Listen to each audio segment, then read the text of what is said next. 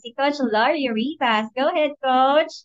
Hello, grabe naman yan. Good morning everyone. My name is Coach Lori po and I'll be your topic speaker this morning para sa ating napakagandang usapan ngayong umaga. Hello po ulit sa mga nasa Zoom and FB Live. And punta lang po tayo sa ating slides natin. Ayan, so 5 steps that we can take towards longevity. Ang article po na ito ay na-publish sa philstarlife.com pero ito po ay hango sa mga sagot or input po ni Michelle Ricker, registered dietitian and Director Worldwide Health Education and Training ng Herbalife. So bago po ang lahat, may amazing transformation din po ako, Lori Rivas. I'm a 3 time cesarean section mama, breastfeeding kay Bunso when I started Herbalife. Ang background ko po, virtual assistant to US clients. So more clients, more fun, more puyat kasi US nga. May income naman but more unhealthy habits. Nung pong unhealthy habits na yon, nag-start na yon nung working student ako at an early age of 18.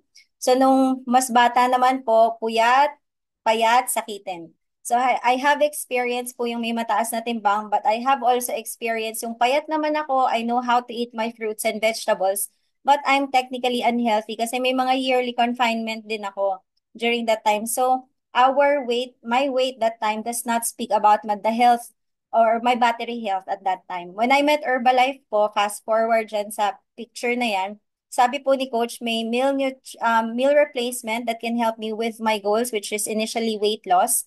But then with the exposure po sa community tulad nitong Virtual Nutrition Club, I have learned that nutrition is just beyond my goals sa pagpapababa ng timbang. It goes beyond yung si Rafi Rivas po yung nag-share kanina and then my kids. So naging family wellness po siya. I understood more the value of it and I had the guts na to share it with my family. And then eventually I became a member and then the 50%. But my results, more than 30 amazing pounds po yun na nabawas and more than 10 pounds din po sa body fats. But more than that po, it's the growth of a mother and a mom na stay at home, working from home I mean, na nagkakaroon po ng mga trainings na nag equip po sa akin, personal development at nakakapag-lead po sa akin para makatulong pa sa one mother at a time or maybe one working student at a time na hindi nakaka-appreciate kung para saan ba yung nutrition or supplementation. So, my favorite products aside po sa Aloe Tea and Shake is the NRG. So, gising since 3:30 a.m. And Cell Complex. So, sinong hindi magiging excited na mag-age pa, konting birthdays na lang, 40s na. But, sinong hindi magiging excited, healthier, happier, and fitter? That is why I love Herbalife and our community.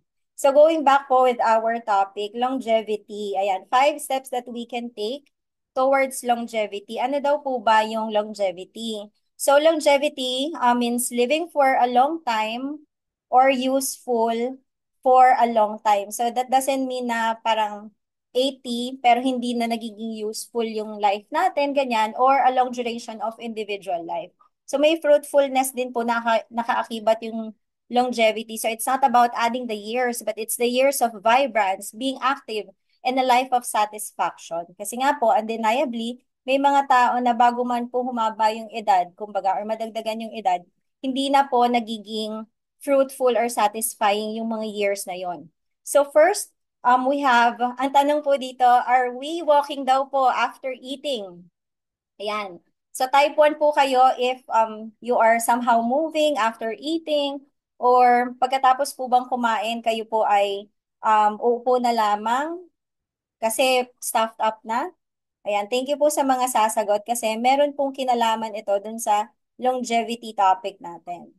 So, are you walking after eating? So, tip number 1 daw po or the step, walk after meals. Walking is a great cardiovascular activity, also helps in our strengthening our bones and muscles, strengthening and straightening our bones and muscles. So sabi po dito, do not underestimate the power of walking and it straightens up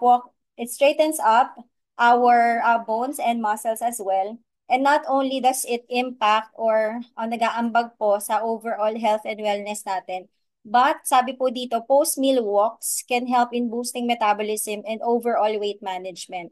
Sabi din po, studies show that the light exercise, such as going for 5 to 10-minute walk following a meal, can aid in digestion and lower blood sugar. So hindi po sinasabi na ultimately, ito po ay makakapagpapayat sa atin, but makaka-help po siya at makakapag-boost po, kumbaga, ng digestion, but not exactly din po makakapagpababa ng blood sugar natin. Kumbaga sa factors po or sa mga kinoconsider natin na mga factors, in terms of overall health natin, nakakapag-ambag po yung pag-walk after ng meals. And sabi din po dito, regular brisk walking combined with healthy eating is extremely effective for weight loss when overall energy output exceeds calorie intake. So babalik pa rin po tayo dun sa may physical activity tayo, but we also watch our intake para po kung ang goal po natin ay weight loss, papasok po tayo dun sa deficit na calories. Kumbaga yun po yung makakapagpa-help na bumaba po yung timbang.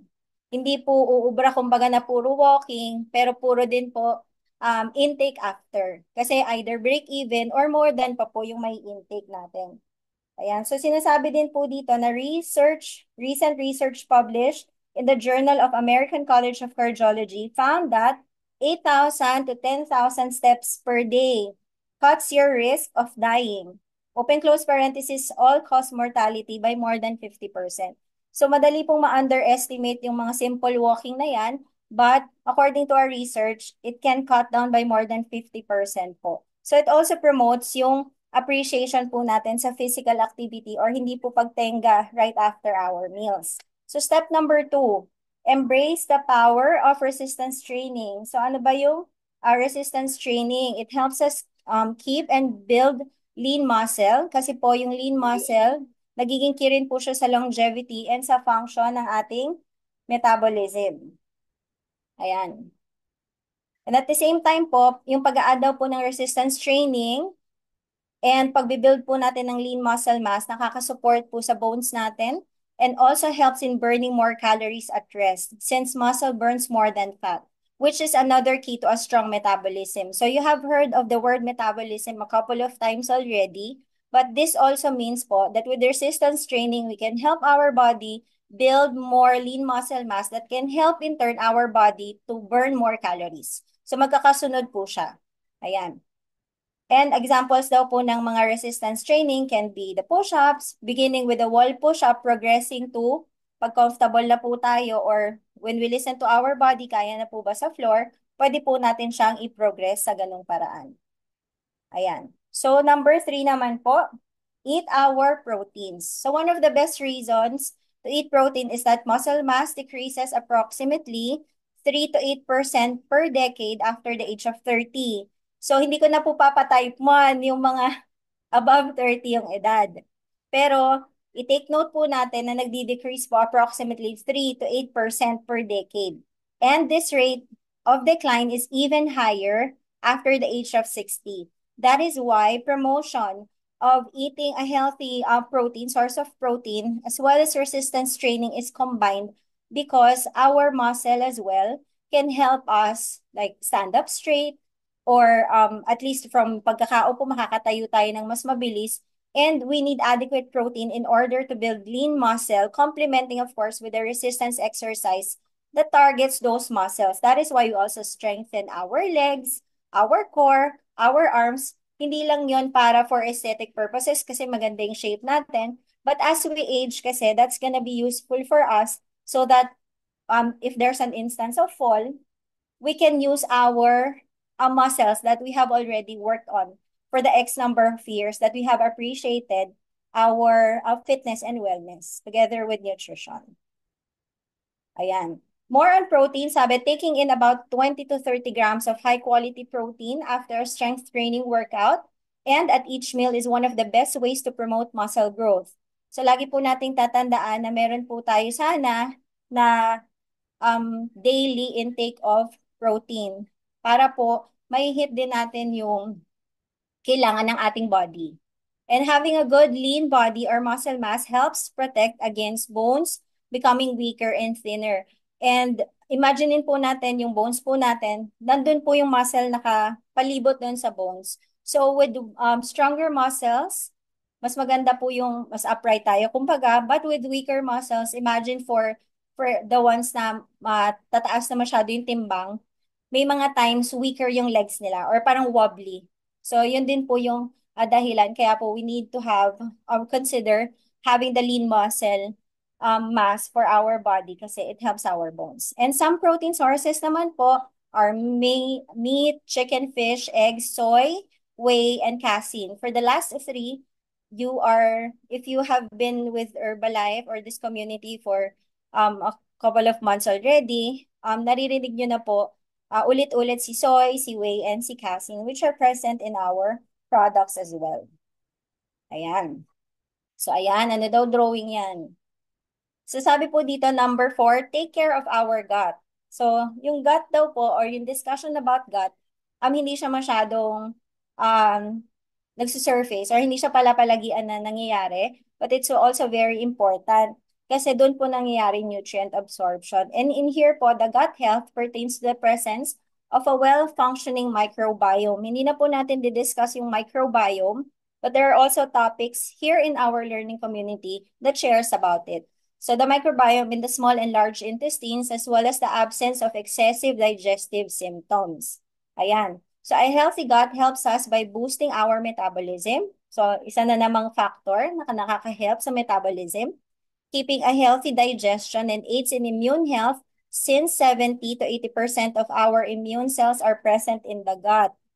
So lagi po natin din tatandaan marami pong nagaganap sa gut natin. Kaya nga po, nauso din yung catchphrase sa isang commercial na okay ka ba tiyan? That is why they have been promoting yung gut health kasi marami po talagang doon nangyayari nutrient absorption din natin. So, with the nutrient absorption, pwede din natin ma-build yung immune system natin or how can we make ourselves or body stronger. So, sabi din po dito, taking a probiotic daily, eating a variety of high-fiber fruits and vegetables. So, take note po natin, probiotic, high-fiber fruits and vegetables. Fermented food or yogurt are some of the ways that we can rebuild and repair our gut health.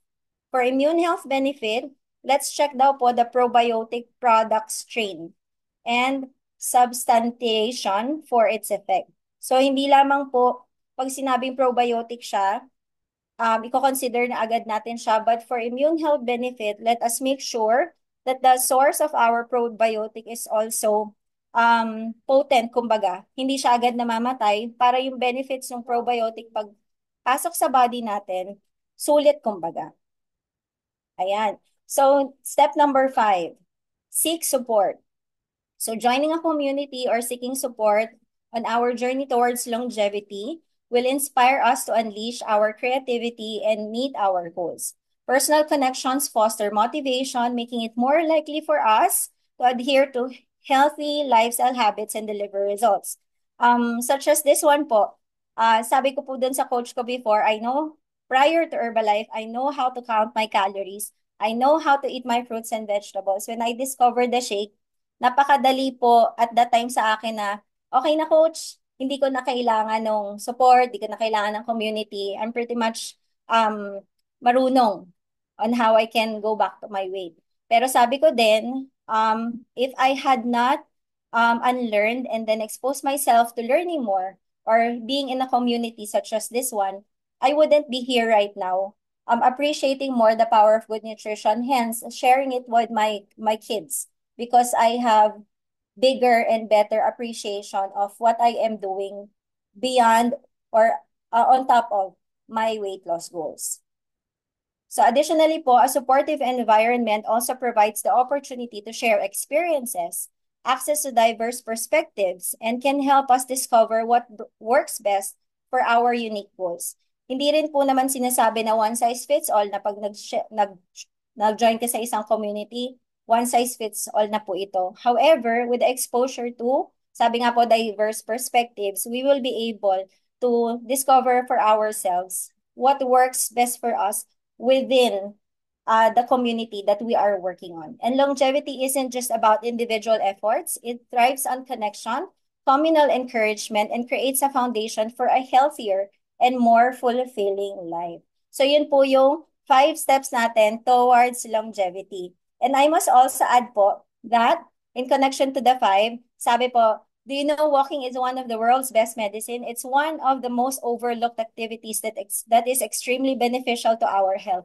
So today po, I urge you to maybe search on more about the benefits of walking, or at least yung achieving a physical activity, or maybe moving away little by little from a sedentary lifestyle. Dito rin po sa VNC natin, meron po tayong topic na sitting is the next smoking, yung mga ganyan, para po nai-improve pa natin yung day by day po natin. Ayan. So we encourage physical activity. There is power in like moving towards, yun nga po, little by little, na paggalaw. And then afterwards, we'll be able to decide na dadagdagan na natin ang ating pagkilos or physical activity or exercise. And then, ayan, meron po tayong topic. Ni-screenshot ko na sa I Can, I Will, I Must sa FB group natin, how to build muscle effectively, as we talked about resistance training and then eating protein. So we also have a topic about how to take care of our gut health. Ayan, meron din Simply Probiotic sharing about the product na available sa Herbalife. But more than that, it's learning about the microbiome na sinasabi. Bakit ba gut's best friend ng probiotics? I also had a topic na difference of prebiotics and probiotics that is in support to taking care of our gut. And of course, seeking support or having a community yan po sa Virtual Nutrition Club natin every Sunday. Meron tayong mga special topic na beyond pa dun sa usapan ng nutrition, fitness, ayan. Kasi this is more of personal and spiritual development po. And meron na ba yung part 2? Kanina pinakita na nga po. And ito ulitin ko lang yung sa 7 pillars of good health. If you were here already when Mother Arlene was sharing, from the 5 that I have shared, yung nutrition nandun, which is part of the protein. Physical activity is part of the walking, the resistance training. Ayan. Tapos yung emotional, mental health, spiritual growth, and community is part of the seeking support. And yung sa taking care of our gut is more under the nutrition because it's appreciating more the food that we put in our body. And for the products naman, of course, we have heard kanina yung sources of protein na good daw, plant-based, which is soy, and then we have whey, the casein. Ito po, Formula 1 Nutritional Shake Mix, 9 grams of protein, 0 grams trans fat, 0 cholesterol. So, napakaganda po niyan. And the combination of, or appreciating yung intake po of fruits and vegetables. Ito po, pag tinignan niyo po yung label niyan, para po siyang pinag-combine ng prutas at gulay, 19 essential vitamins and minerals, together with antioxidants, A, C, and E to combat oxidative damage, which can also help us with our battling stress, kumbaga. Ayan. For the protein, if we need more, there's personalized protein powder. If you want a snack that's protein-based, we have high protein iced coffee. And of course, for our post-workout, as mentioned kanina, for our resistance training or building our lean muscle mass, we have the Rebuild Strength. You can ask your coach or the person who invited you here, one by one, these products, just to learn more and possibly appreciate it for your personal wellness journey or for that of your family. So focusing on the gut health naman, yan, Simply Probiotic and the Fiber Bond. Before, there was a promotion, combined po siya. Ang sabi po dito, Fiber Bond is a dietary fiber that is considered to be a prebiotic. So prebiotic daw po ay specialized plant fibers na nag-act daw po as fertilizer na nagsistimulate sa growth ng healthy bacteria dun sa gut. So babalik po tayo dun sa how to take care of the gut. So sa Simply Probiotic naman po, it supports the digestive health and immune system and acts synergistically with the prebiotics. So it's also important po that we have a healthy plant fiber intake so that our good bacteria, kumbaga, mag-activate or dadami sila sa magandang paraan dun sa ating gut para po mapaperform niya po yung function. Fiber and herb naman po is another fiber product line in Herbalife. And at the same time, dinagdag ko na rin po dito yung Herbal Aloe Concentrate, which also supports immune health and is also good for our digestive health. And last for this part, ayan, na-share po ito kanina, level up your fiber intake with Active Fiber Complex. Of course, if you're not the type na parang maka-tablet ka, but if you want something that you can timpla, ayun, kasi powder type siya, tapos may flavor na rin siya. This is a blend of soluble and insoluble. But again, please go back to the coach or the person invited you here because someone out there in your family or you might be needing this special support in terms of your gut health or digestive health. Because ako, when I started Herbalife, I needed that as well. But that's not my first reason why I discovered Herbalife. It's for weight loss. Pero with the learnings, I was able to discover na, yeah, I need more support in terms of my wellness through nutrition or the support and community and products of Herbalife. So quick recap po tayo, 5 steps that we can take towards longevity. Walk after our meals. Embrace the power of resistance training.